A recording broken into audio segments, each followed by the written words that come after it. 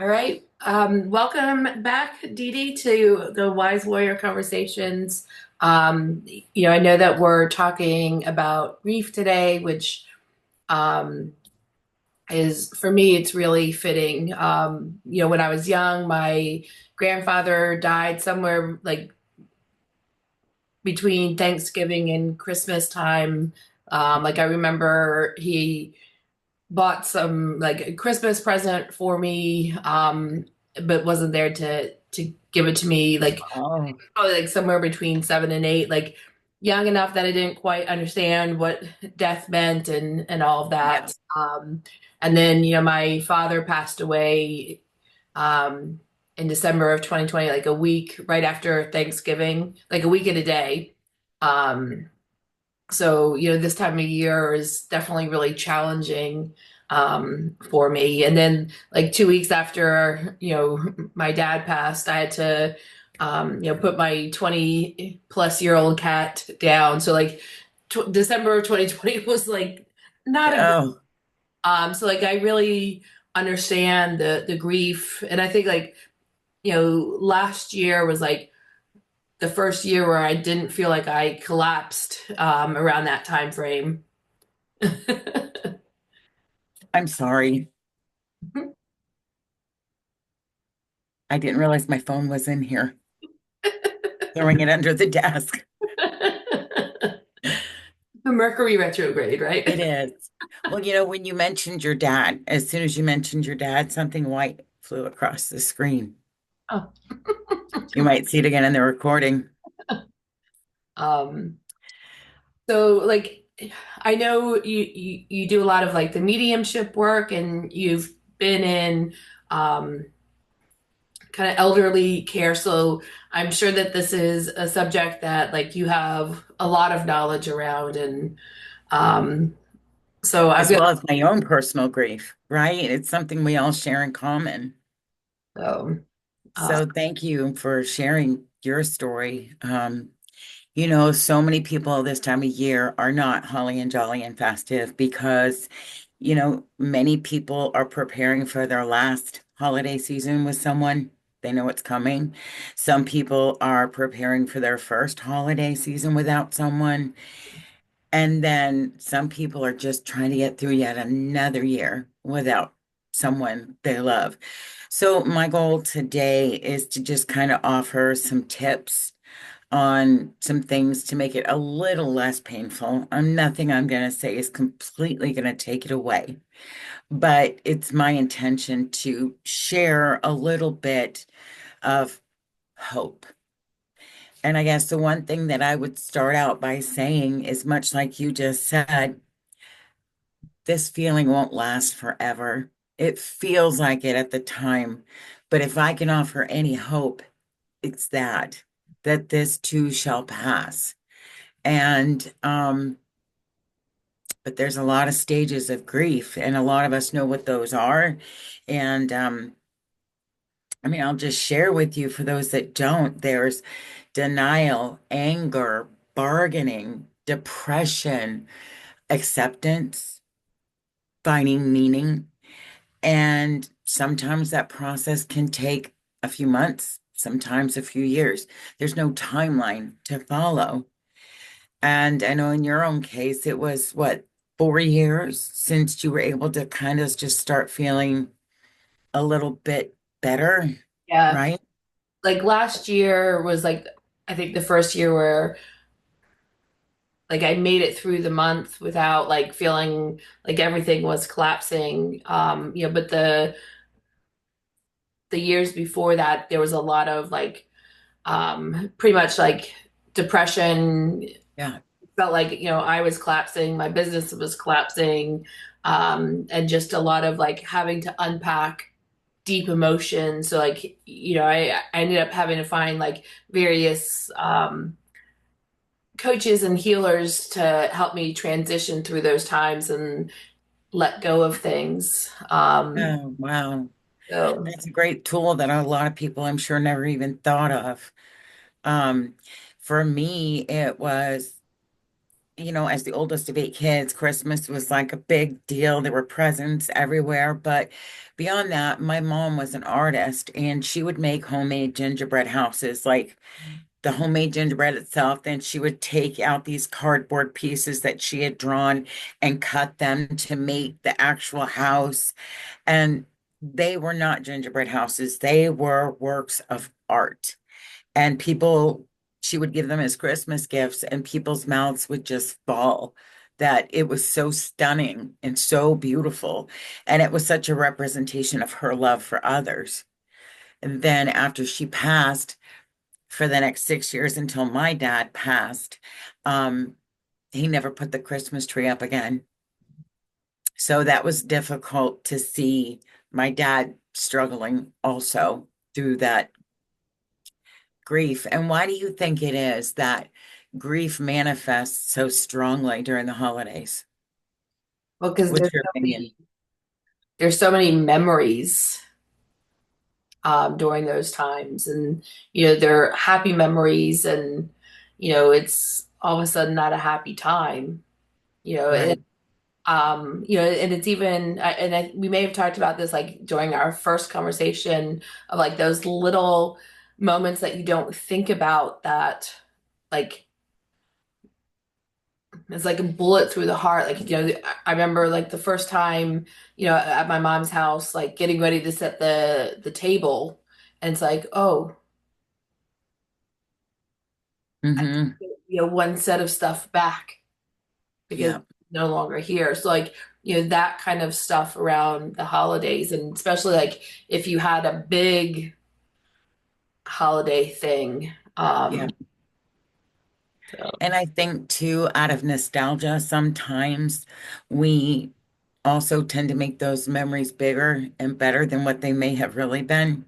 That's another thing is we do wane nostalgic, and um, but on that same note, I think that one of the tools that I was going to share for helping get through it is to, first of all, understand that the grief is a process and allow yourself grace.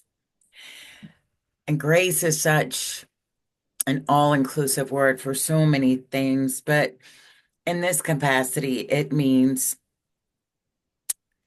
dropping the shoulds. Like, I should be out buying presents. I should be going to so and so's Christmas party.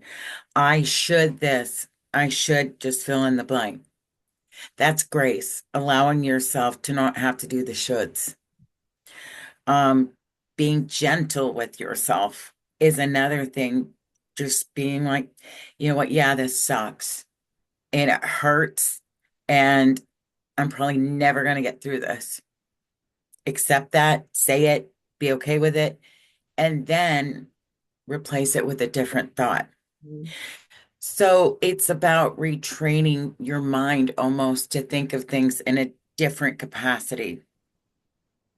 For instance, instead of those negative thoughts that make us more sad and more in despair, can we turn the thought around to what's a beautiful memory that I have? What was a beautiful experience that I had with this person? So it really is retraining our brains to shift to, if gratitude's the right word, but a different perception, a different perspective. When the pain starts to turn into fond memories, that's when you know you're making progress. Um, so the other thing I recommend for people is, how would you treat somebody else going through this if it was your loved ones, if it was your best friend who had just lost a loved one? and I was actually going to ask you about that because I like, as the person who's maybe not going through it or not going through it directly, like, even like, as a child compared to a parent, uh, Right? it's like sometimes like we're trying things because when you mention, the Christmas party, somebody might be trying to invite them, to that thing, as a way to like include them and Yeah. help them, not realizing that it's Well actually, intentioned. yeah, Yeah. like how do you even as the friend, the child, the whoever, like how do you suggest like we help somebody through some of those times? It's a great question. So there's a difference between sympathy and empathy. And sympathy is somebody wants to fix the problem. Mm. Empathy is I completely understand that you're going through something right now. And my heart breaks for you. And I just want you to know if you need someone to talk to, I'm here for you. And as opposed to, well, at least they're in a better place. Mm. Or, the things, the platitudes that we say because we don't know what else to say, right? Yeah. So, and in that same vein, if you say to somebody, if you ever want to talk about, I'm here, go deeper. Megan, I know you're hurting. Do you want to share what's going on? I would love to know more about what you're feeling. And that's empathy. It's not trying to fix it because you can't. Right. It's being understanding of the human condition that we all will experience at some point in our lives and probably multiple times in Right. our lives. So that would be my recommendation. And to the person that is extending the offer, still extend the offer. You don't want to exclude the person, but you also want it to you want to honor them and what they're going through. And do it from a sincere place and not just out of sympathy, I guess would be my recommendation. Yeah.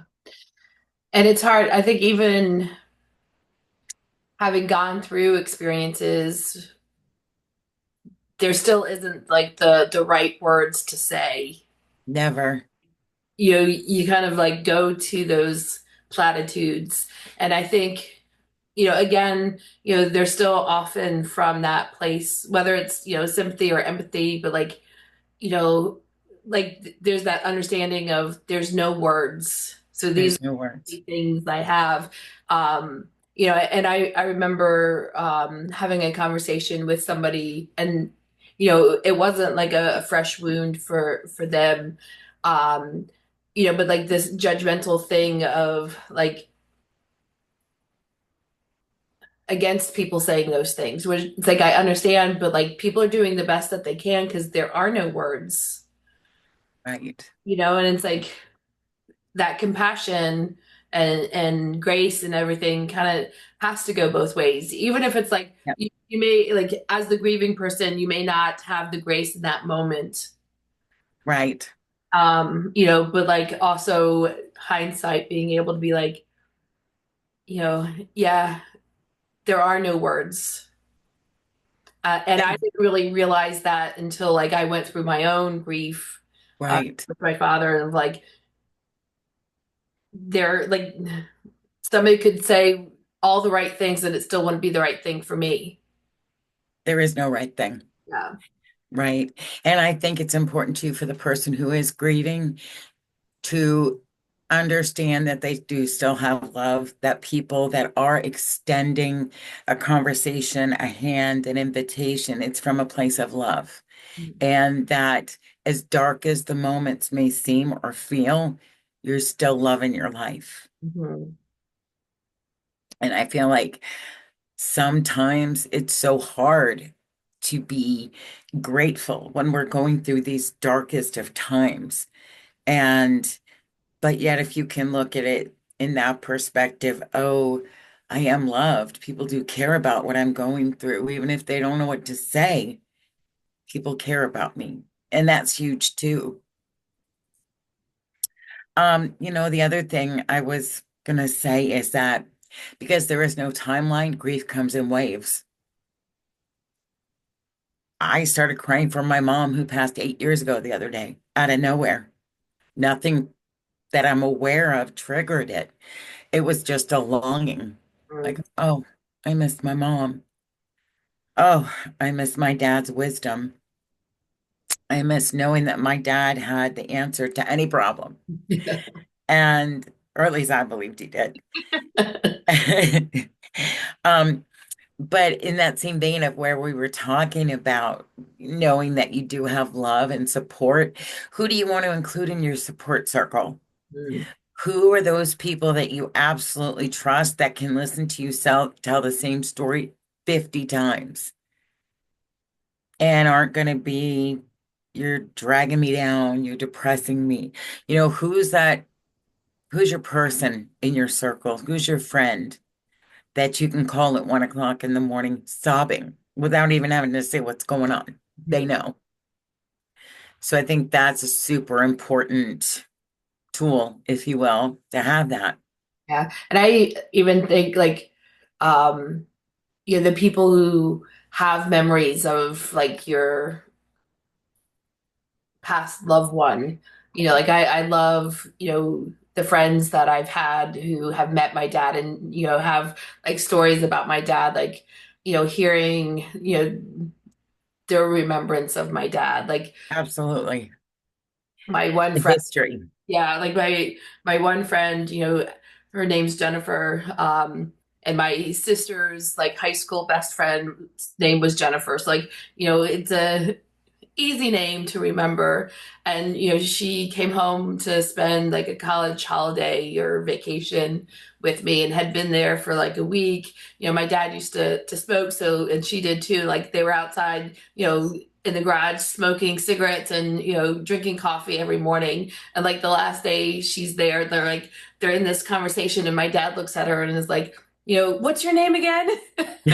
And so, the joke became, whenever I would talk to him about her, he'd look at me, I'd be like, what's your name? Oh, yeah, yeah, yeah. So that's it, how he remembered her, and she remembers that story. That's a fond memory of your dad. When my dad passed 2 years ago last month, um, I grew up in New Hampshire. So at the funeral, my two dearest friends from childhood, we hadn't spoken in a long time, and they're not the kind of friends that I have to talk to every day. They came, Oh, wow. and I realized that those lifelong friendships had sustained me, Mm, especially during that period. But when I looked back, my whole life. And I was so incredibly grateful that they were there for me and they came from different states to be there. The company I worked for at the time, my boss flew from Dallas, Texas oh, to wow. be there.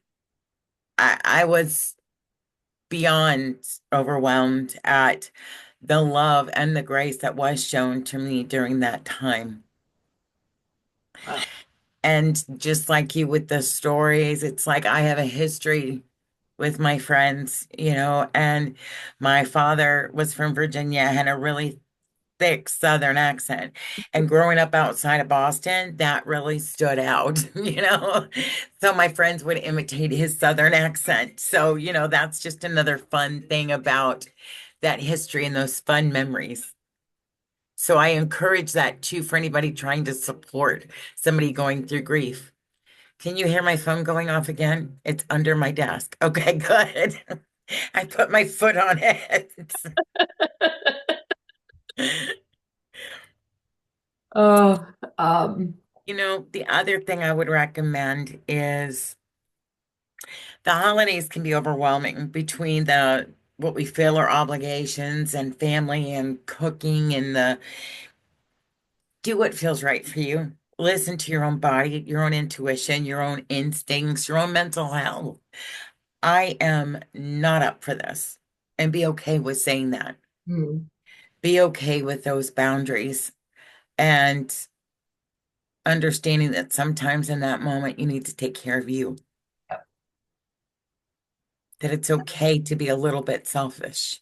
and that's sometimes so hard, even like when you're in grief, because you're so used to taking care of like other people, especially like a parent, Right. when they lose their partner, and they're like they often will still continue to like put their grief aside to Yeah. be there, for others, and it's like, you've got to, I think even as like the outsider, it's like you've got to like we've got to turn that back and be like, what do you need? Sit down, let me take care of things, and Absolutely. Absolutely. And when you ask somebody what they need, they generally are not going to tell you because they don't know. You know, because they don't know. because I remember Right. like when like that first month, like people would ask me, "What do you need?" I'm like, I don't know. I need my dad back. Yeah, Yeah. just to not be. Just to not feel like this. I don't even know. Yeah, you don't even know. So in that case, as the person trying to help somebody grieving, listen to your own gut. Maybe they need dishes washed, bring them a meal, you know, offer to babysit their kids, whatever, just whatever your own intuition tells you to do for them. Um, so yeah, getting rid of the shoulds, and allowing yourself the space to be selfish, which is really self-care, self-preservation in some cases. So those are just some tips and tools. But the last thing I always recommend to people, if you're physically capable, of course, is write a letter. Write a letter to the person that's passed, how much they impacted your life, how much you loved them, how much you're hurting for them. And of course, that letter doesn't go anywhere, but what it does do is it gets all of that emotion out. And I use that with my clients a lot when they're struggling with somebody who's on the other side. Is it's a great tool to help somebody heal. And then the other thing too is automatic writing. Have you heard of automatic writing? For your folks that have not heard of that, it's getting very still. You don't have to meditate. It's just being very quiet and letting whatever comes to your mind start writing it out. Don't worry about punctuation or grammar, any of that. Just start writing. You may even find that you're receiving messages that you don't have any earthly clue where they're coming from. And for me, I have to use my computer because my mind goes so fast that my fingers can keep up. So that's how I do it. And it doesn't even just relate it to grief, it's in other matters as well. So, or when I just feel like I have something within myself I need to work on, or, I kind of seek spiritual guidance in a different way that way. Because then I don't have any expectations on what is it I need to do. Mm, It's whatever flows to me. And it's the same with grieving. It's whatever flows to you. nice. Do you have like for people that can get in their mind, like um I don't like for me when I write, it's like the download would come and I'll write. Um, but for somebody who is more in their mind or like can't let go of like punctuation, do you have like a recommended sentence to like just start the process? Or like That's how a great question. Yeah. Um, I guess if I was going to say, how do I get it started, is I feel Mm, and just see what comes. I miss, mm, I feel, I miss. Because you're acknowledging the grief. You're acknowledging that you are missing someone. yeah. And I feel this way. And I would recommend probably starting with I feel Mm, and whatever emotion comes pouring out. The other thing I recommend too to some of my clients is something called a sound bath.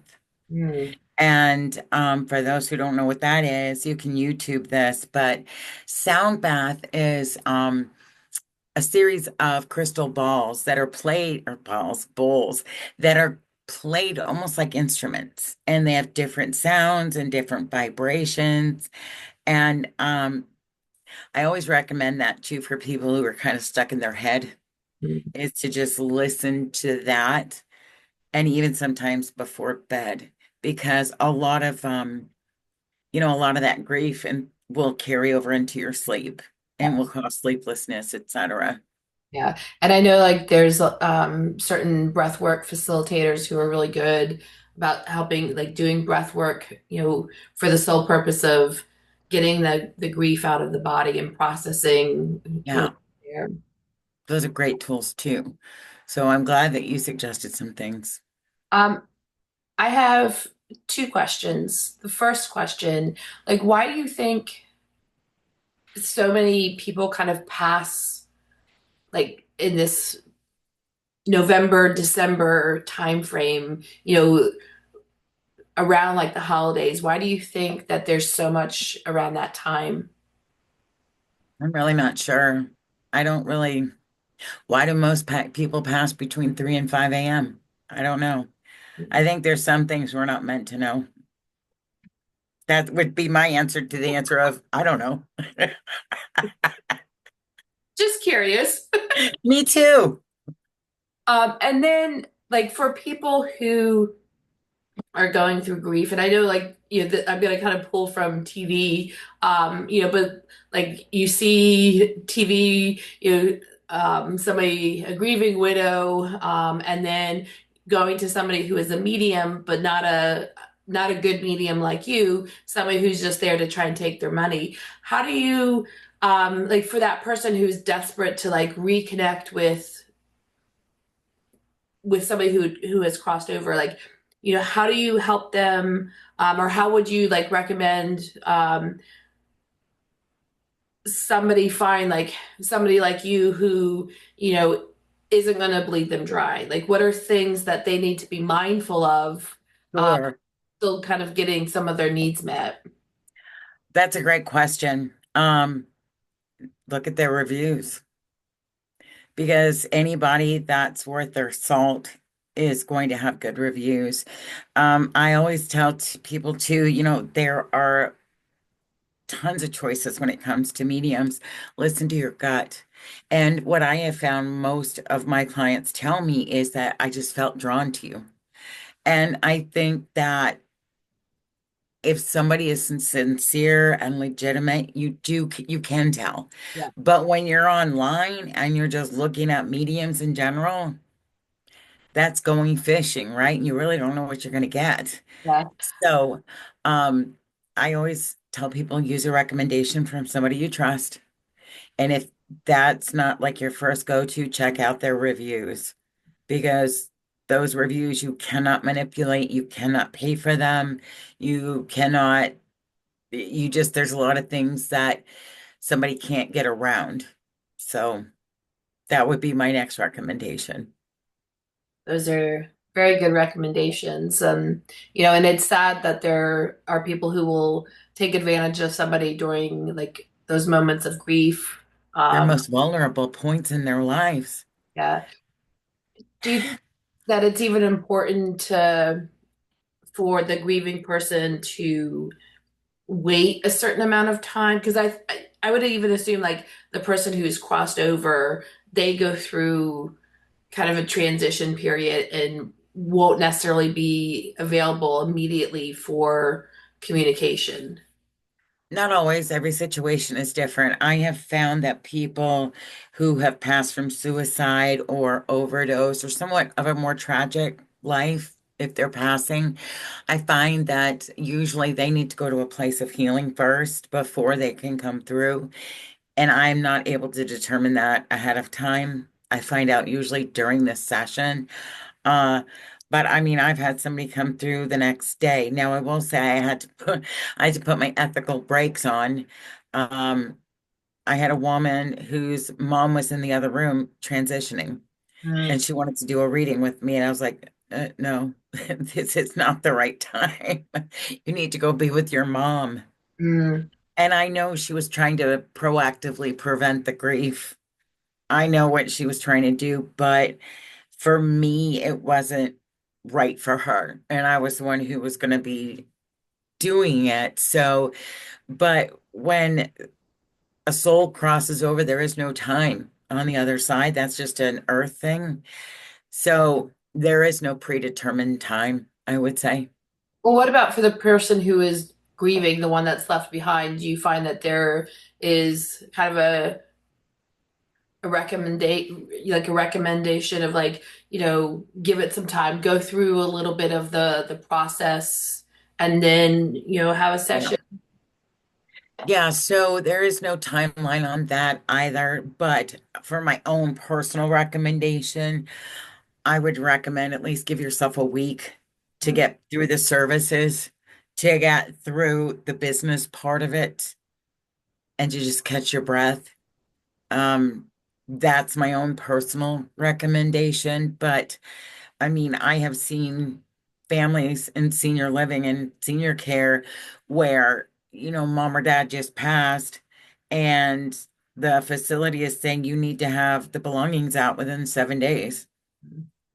I find that so cold because they haven't even had time to process what just happened. Yeah. So that's just again a personal recommendation. Get through the business part of it. We never, like, my dad was never in hospice or any of that kind of stuff, so like we didn't have to go through that piece. But and I think I had mentioned this during our first conversation. Um, the in the like 3 hours that it took me to like pack up and head home, like my mom had pretty much packed up all of my dad's stuff. Ah, yeah. That's how she was processing. That's how she processed. Yeah. Yeah. So, um, I've done that with pets. Like I can't look at it. It's too painful. I can't throw it away, but I can't look at it. So we all process differently. And again, that's where giving ourselves and others that grace is so important.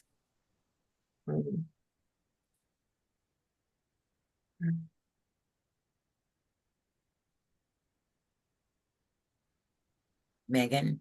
yeah, I'm Oh, I sorry. thought you froze. No, I was just like sitting with the energy of like just thinking to myself, like this is a heavy conversation, like because it's But grief. Like, but you can turn it around too as to joy. Like what were the wonderful things about your dad? What were the wonderful things about my dad was his dad jokes, and his wisdom. And so it's turning that heavy feeling into joy and gratitude that you had those experiences. Gratitude that you had so much love, that you had a dad that you loved, or a mom that you loved, or a pet, that the other side of grief is the love. So, yes, it can be a heavy topic, but I also try to make sure that there's some hope. And again, I think in closing, I would like to leave everyone with the thought of this feeling won't last forever. That's the most important thing to recognize. yeah. Um, and yeah, from experience, it does get easier. And I also, like we mentioned at the beginning, you know, get help, to somebody to talk to and process through Yes. emotions, and because sometimes we can do it on our own and sometimes we can't, and Yeah, sometimes even if we can process things on our own, there's still there's I think there's something to like having somebody help you through that process. agreed. Yes. Important. You don't have to be alone unless you choose to be. So I think that's super important too. Yeah. And how do you like how do you know when something is still like, even if it's like many years later, because again, we all process, like, as a caretaker, like how do you know when somebody is like kind of in the depression of the experience and not moving past, versus um, something else? Like, how do you know, like, if it's like truly, they're in grief versus the depression from things? Because I would assume that like They're there's, similar, but they're right? different. And like, how do you know? Like, so in other words, you're thinking, well, somebody shouldn't be in this place. They should have moved beyond a certain, is that what you mean? well, not just that they should move beyond a certain thing, but like they're not taking proper care of themselves, kind of thing. Right, right. But like, we don't always take care of ourselves when we're in grief. So, what is that? What's Like, that fine line?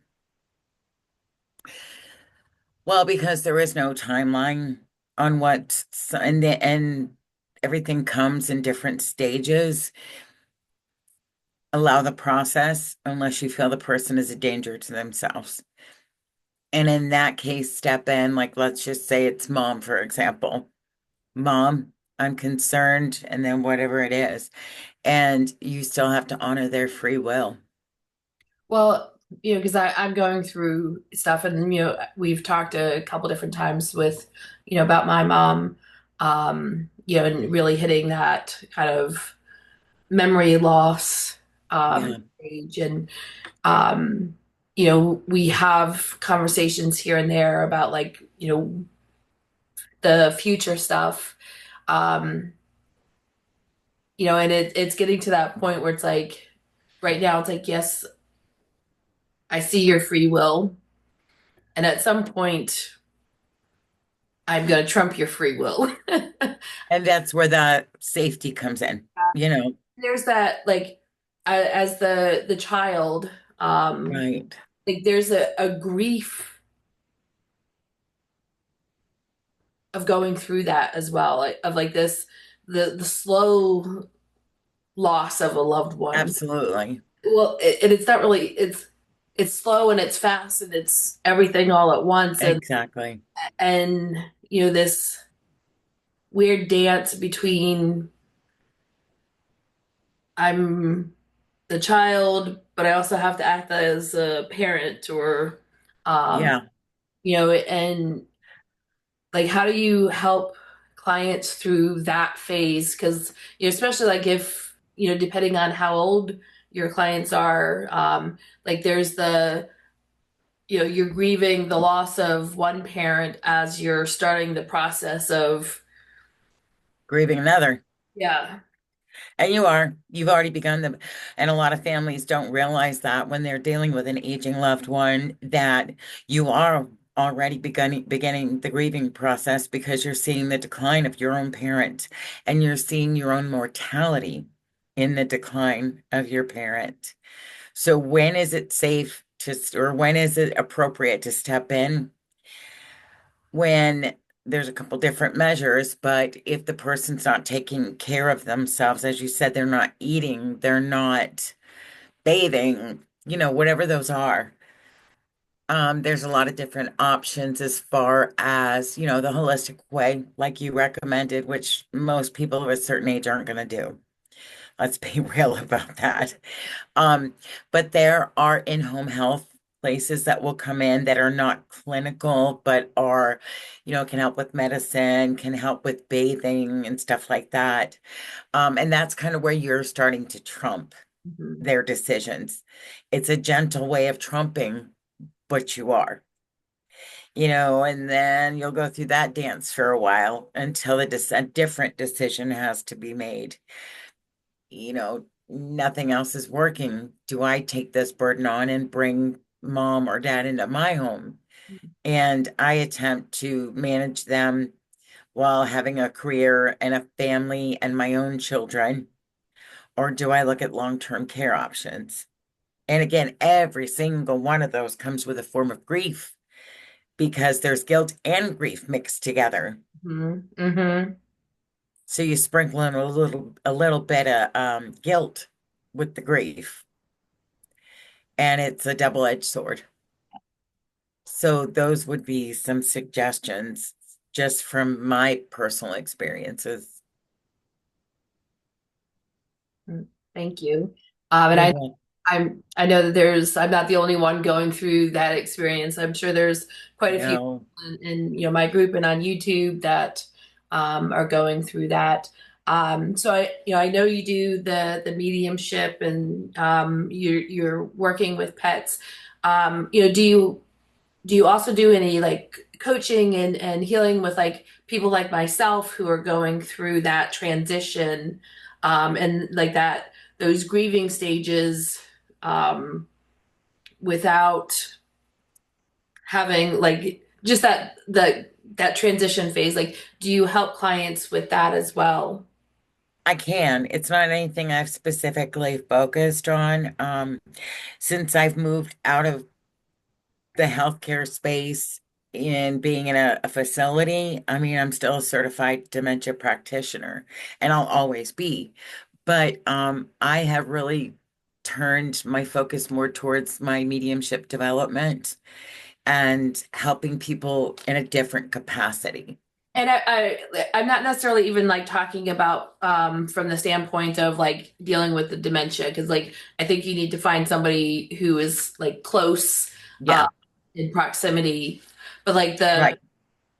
kind of the emotional and even like the psychic and the Hmm. like helping somebody transition and process and Yeah, yeah, uh, I do. And I do that all through the guidance of mediumship. And what I mean is before I do a session with somebody, whatever that person needs to help them heal in whatever capacity, it comes through. And it's beautiful because there are things that come through that didn't come from me because I wouldn't know. mhm. So that's the way I help people now. But as a conscious, let me help people through those grieving stages. No, but I do it in a different way. um because I don't think that there's enough people who kind of know both sides of that thing like you do. I'm sure, Right. but like it, I haven't come into contact with them. So like, you know, everything is spiritual, right? It So like, is. to Yeah. have somebody who understands the human side of things and the spiritual side of things and the multidimensional side of things and you Yeah. know, like being able to help somebody through those stages and to find I think, kind of going back to the original thing of like finding grace. Yeah. Um, And that's just it. It's teaching people how to have the grace, how to have the compassion for themselves, and in a lot of cases, how to release and forgive. mhm. It's another one. Um, so I feel like, I'm still learning too. There's so much, and I've always had this theory that when the student is ready, the teacher appears. So and I'll just give you a prime example this last week, and it's not really on our topic, but I did 18 readings, 18 sessions, 18 different people. And out of those, 16 wanted to develop their mediumship. And I'm like, this is not a coincidence. So I'm finding people are being put on my path, and that applies to all of us in every scenario. So just trust and believe that it's meant for you. Well, I definitely feel like when we got connected, that was like because it was earlier this summer, and it Yeah. was like that. It was the start of realizing that like mom's going downhill. Yeah. Yeah. I Um, remember. and so like you definitely came into my life at that time where I needed somebody who kind of had some of that knowledge and experience and Yeah.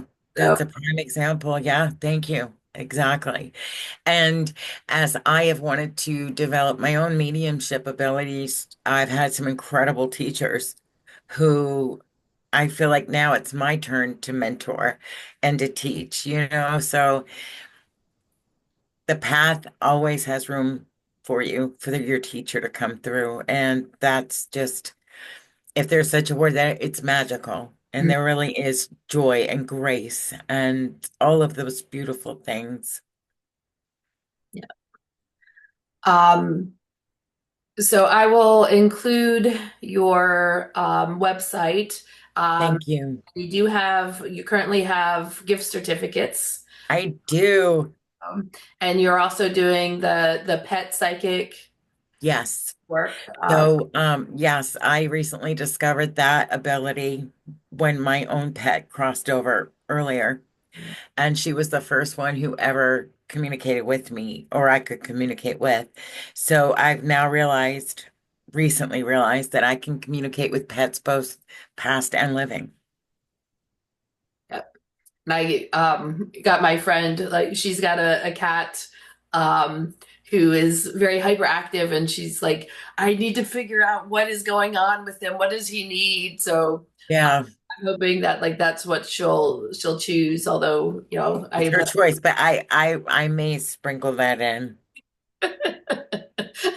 so so thank you very much, because I know, like, I think mediumship in general, it's a hard, like a heavy, hard thing, because there, like, grief is so heavy. It Uh, is. so I commend anybody who does that kind of work, because it definitely takes, I think, a special and strong soul to help people receive the information that they need to, like, let go of some of the grief Absolutely. and the past and all that stuff. Oh yeah. And to be honest, I have to, after a session, I have to go release it, Mm, or my body starts to take it on thinking it's mine, my mm. stuff. So it does require discipline in that sense of knowing when it's over, and going and releasing it. So yeah, but there it can be very heavy on the heart. Yeah. So thank you so much for what you do. My And, pleasure. I had a session from you a couple months ago, and had the release from some of the stuff I was still carrying around for my dad. Grateful. I love hearing that. Thank you, Megan. And if I don't get to speak to you before Christmas, Merry Christmas Merry Christmas, and Merry Christmas to all the Wise Warrior fans and members, and Happy Hanukkah and Kwanzaa and everything else. and happy everything. Take um, care. You yeah, take thank care of you. yourself, Megan. And Bye. please reach out to myself or Dee Dee, and if you have any questions, we'll respond to things as soon as we can. So Love that. Have a great day. Thank you. thank you.